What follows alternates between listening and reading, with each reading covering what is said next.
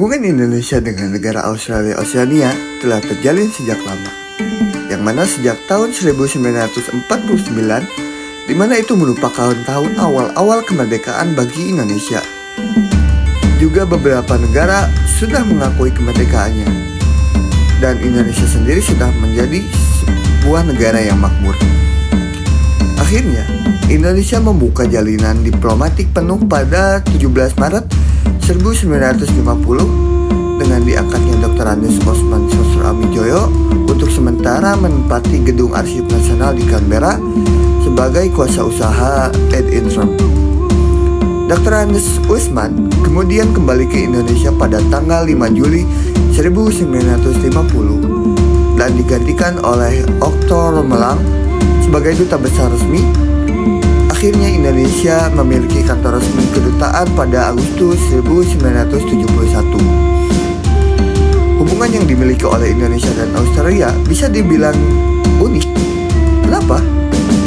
Karena di dalam hubungan tersebut menjanjikan sebuah kerjasama yang pastinya sangat menguntungkan bagi kedua negara tersebut. Walaupun seperti hubungan keduanya kadang mengalami pasang surut di dalamnya. Mungkin ini dikarenakan karena letak geografis yang sangatlah dekat, dan keduanya memiliki perbedaan dari beberapa aspek seperti agama, norma, nilai, kebebasan masyarakat, dan yang paling utama ialah perbedaan dari segi kepentingan nasional. Sebelum Perang Dunia Kedua, Australia tidaklah menaruh perhatian terhadap Indonesia karena Australia masih bagian dari kerajaan Inggris. Akan tetapi, setelah selesai Perang Dunia Kedua, pemerintahan Australia mendengar bahwa perjuangan dari masyarakat Indonesia untuk melawan penjajah melalui radio yang akhirnya menimbulkan rasa simpati pada perjuangan bangsa Indonesia.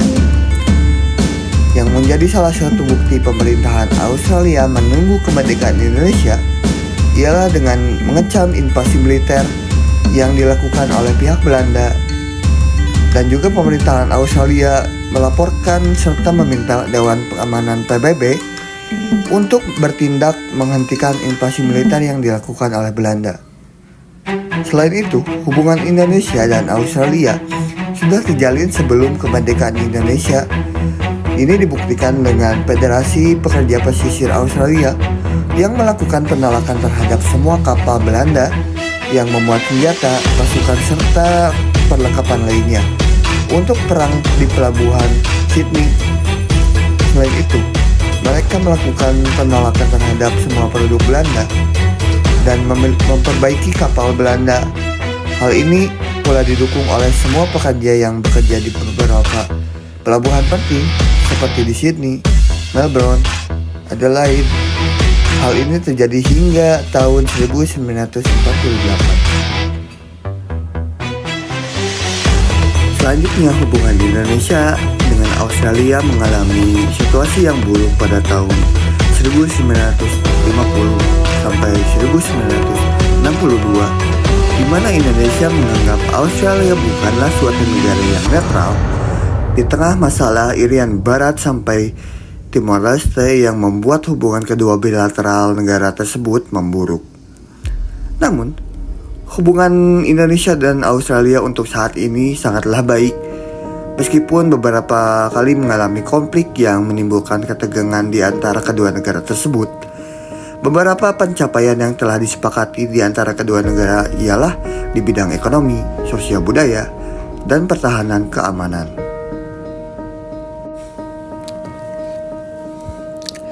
Selain itu, ada beberapa pula kerjasama yang dilakukan oleh Indonesia dan Australia. Mereka menjalin sebuah Good Neighbor Alliance untuk pengembangan kedua negara. Ada juga instrumen legal yang ada di antara kedua negara, yaitu Joint Declaration of Comprehensive Partnership tahun 2005 dan Lombok Treaty tahun 2006. Dalam bidang ekonomi, Indonesia juga menjalin kerjasama dengan Australia. Dalam bidang ini, Indonesia menjadi negara penerima order terbesar dari Australia. Indonesia mendapatkan sebesar 462 juta dolar Amerika Serikat yang mana itu terdiri dari Country Program dan IRPD. Bantuan ini digunakan untuk bidang lain seperti education and scholarship, government, infrastruktur, human security, dan yang lain sebagainya. Dalam IRPD ini, Australia membangun 2000 SMP di berbagai tempat di Indonesia. Lalu, Indonesia juga menjalin hubungan kerjasama di bidang budaya. Ini dilakukan agar memperkenalkan diri kepada bangsa yang lainnya yang berbeda.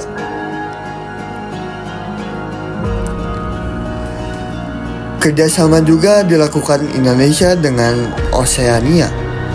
Indonesia menjalin beberapa hubungan dengan negara-negara di Oseania. Pendekatan budaya yang menjadi alat penghubung bagi kedua wilayah. Penggunaan budaya diplomasi telah digunakan. Indonesia mencoba menggunakan pendekatan budaya ini untuk mendalami pendekatan. Pendekatan ini berfungsi melengkapi pendekatan politik, ekonomi, dan diplomasi ini juga untuk berorientasi pada identitas nasional, politik bisnis, dan kepentingan strategis.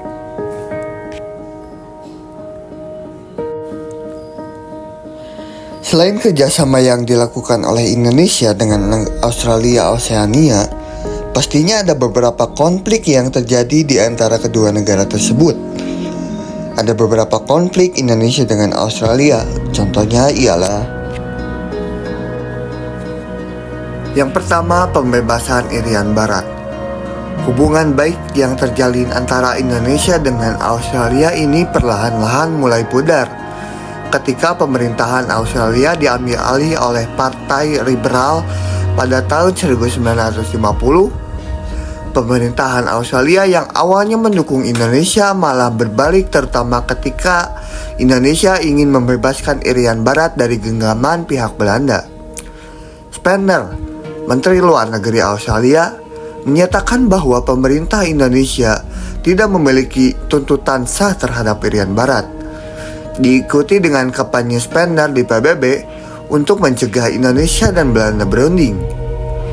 Hubungan Indonesia dan Australia memburuk hingga tahun 1960-an karena pengaruh Spender. Meski sebenarnya Whitlam mendukung tuntutan Indonesia berdasarkan sejarah, Australia mendukung Irian Barat tetap di bawah kekuasaan Belanda karena khawatir Indonesia belum dapat membangun wilayah tersebut. Yang kedua, yaitu disintegrasi Timur-Timur. Hubungan Australia-Indonesia memburuk setelah intervensi militer Indonesia di Timur Timur tahun 1975. Wartawan Australia tewas di Balibo, diduga dibunuh oleh tentara Indonesia. Suara anti-integrasi Timur Timur pun diperbesar oleh media Australia. Tapi pemerintahan Australia juga pada saat yang sama mendukung Indonesia karena alasan keamanan nasional. Australia khawatir akan penyebaran paham komunis dari Timur Timur karena daerah mereka yang cukup berdekatan. Tetapi fokus bergeser menjadi kepentingan ekonomi setelah keadaan cukup membaik di kawasan ASEAN. Hal tersebut didasarkan adanya desas-desus yang menyebutkan bahwa adanya ladang minyak di Timur Timur atau dikenal dengan celah Timor pada tahun 1980-an sampai akhir tahun 1990-an yang bernilai sekitar miliaran dolar Amerika Serikat. Setelah mendapatkan banyak desakan dari berbagai pihak, akhirnya pada tanggal 5 Mei 1999, PBB, Portugis, dan Indonesia menandatangani perjanjian tripartit untuk menyelenggarakan referendum di Timur Timur.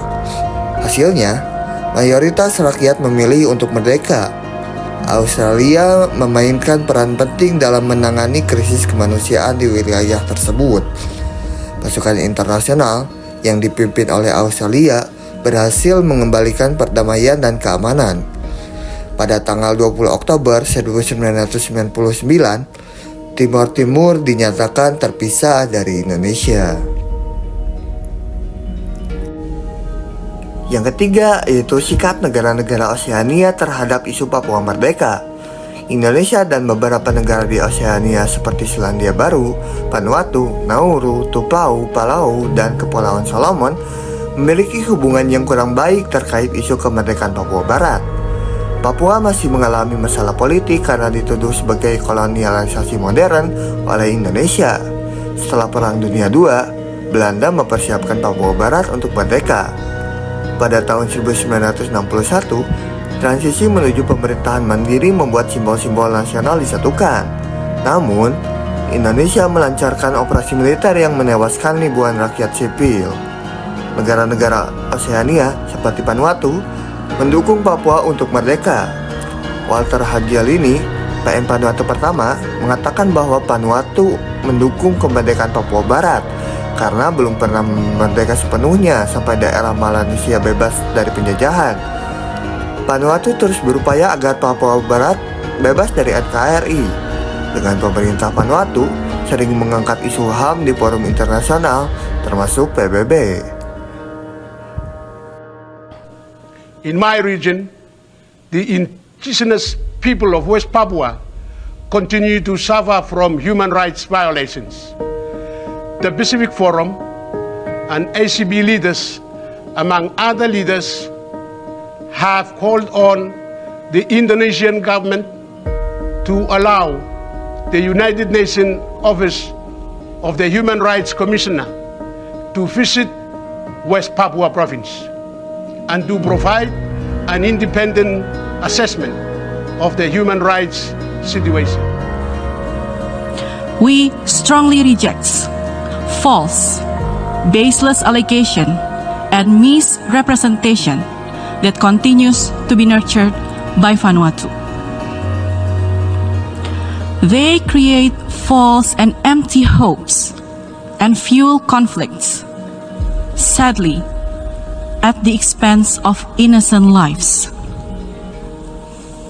Vanuatu tries to impress the world with its so-called concern for human rights issues. In reality, their version of human rights is twisted and fails to mention inhumane and heinous acts of terror committed by armed separatist criminal groups.